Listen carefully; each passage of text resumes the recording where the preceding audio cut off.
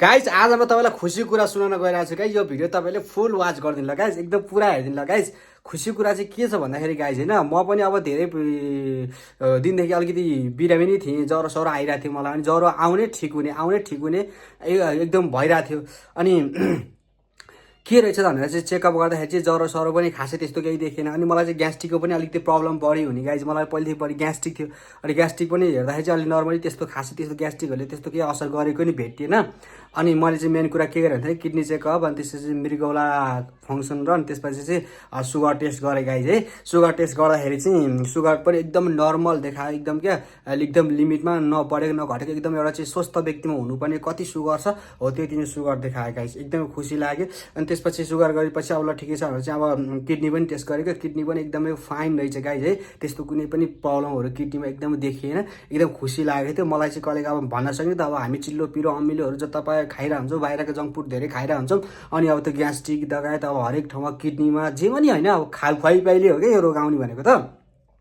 अनि एकदम टेन्सन भएर मैले किडनी पनि चेकअप गरिदिएको थिएँ, किडनी पनि मेरो एकदम नर्मल आएछ गाइस। एकदम खुसी लाग्यो गाइस। म तपाईँलाई रिपोर्ट पनि अहिले देखाउँछु होइन।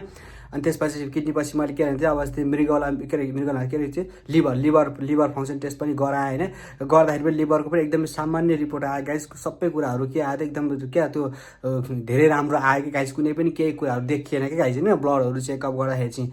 अनि जियोसमा एकदम खुसी भयो क्या। मलाई लाग्थ्यो कि पक्कै पनि पेटमा केही न केही चाहिँ भइरहेको छ भन्ने मलाई लाग्थ्यो क्या, अलिकति अनकम्फर्टेबल भइरहेको थियो एकदम। तर त्यस्तो सोचे जस्तो आएन रिपोर्ट चाहिँ जुन के भने अब जस्तै मैले यस्तो हुनसक्छ भन्ने जुन शङ्का गरेको थिएँ त्यो चाहिँ भएन गाइस।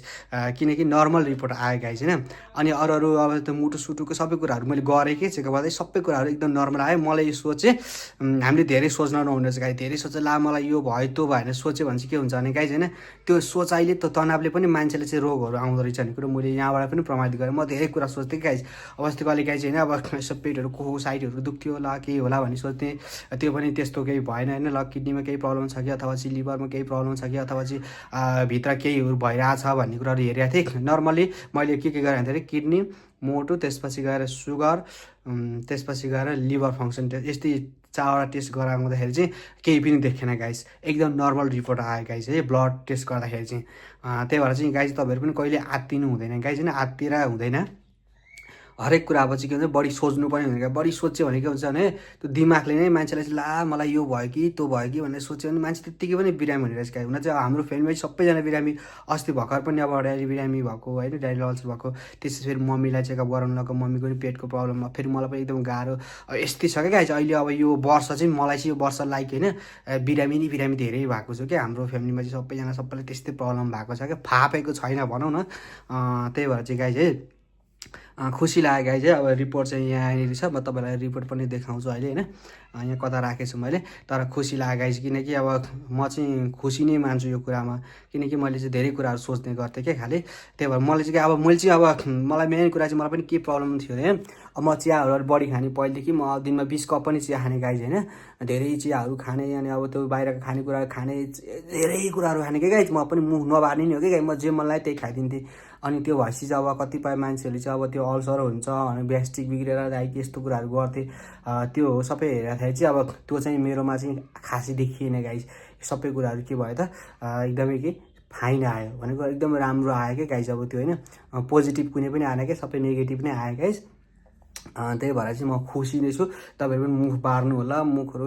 म त भन्छु क्या यो दुध चिया भन्ने जात छ नि, यो दुध चिया भन्ने जातलाई चाहिँ तपाईँहरूले चाहिँ म भन्छु जसले खायो नि उसले रोग निम्ताए जस्तो फिल गर्छु क्या गाइस। मेरो पर्सनल बुझाइमा दुध चिया चाहिँ गाइस खाँदैन। दुधबाट बनाएका कुनै पनि परिकारहरू, दुध चिया होस् होइन, अब दहीहरू पनि सकभर नखानु नै राम्रो। अनि अब दुधबाट जुनसुकै परिकारहरू बन्छ नि त्यस्ता चिजहरू चाहिँ नखाएको राम्रो। त्यस्ताले चाहिँ ग्यास्ट्रिकलाई एकदमै ग्रसित पार्ने कुरा रहेछ क्या होइन। त्यहाँ चाहिँ दुधहरू नखाने, चिल्लो पिरो अमिलोहरू बार्ने गऱ्यो भने चाहिँ तपाईँहरूलाई चाहिँ के हुन्छ त, कुनै ग्यास्ट्रिक सम्बन्धी रोगहरू लागेको छ भने त्यो रोग बिस्तारै निको हुँदै जाने रहेछ गाइस होइन। अनि त्यही भएर मैले चाहिँ अब चिया खानै छोडिदिएँ गाइस अहिले। अब त म चिया पहिला चिया नबस्नु हुन्थ्यो, चिया नभइ नहुन्थ्यो। अहिले चिया खान छोडिसकेपछि अहिले गाइस मतलब भ्यालु नै छैन। त्यो मतलब छैन कि त्यो चिया चाहिँ कहीँ पाकिरहेको छ नि यहाँ नखाइदेऊ यस्तो हो गाइस। त्यही भएर चाहिँ जाँड रक्सी चुरोटहरू, त्यसपछि चियाहरू यस्तो कुराहरू चाहिँ गाइस नखाएको राम्रो। अब म त चुरोटहरू सिगरेटहरू त पहिलेदेखि कहिले पनि जन्मेर खाएकै छैन होइन, पहिलेदेखि खाँदिनँ नै। रक्सीहरू बियरहरू पनि नखानु गाइज। मेन कुरो कलेजो बिगारी भनेको चाहिँ तपाईँहरूको गाइज बियर नै हो।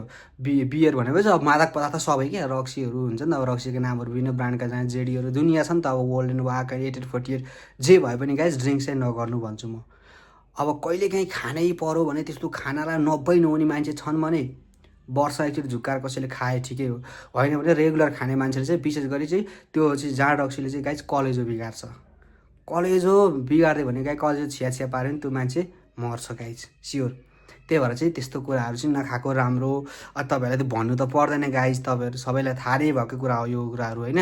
म डक्टर पनि होइन, म एउटा सामान्य नागरिकको हिसाबले बोल्दैछु।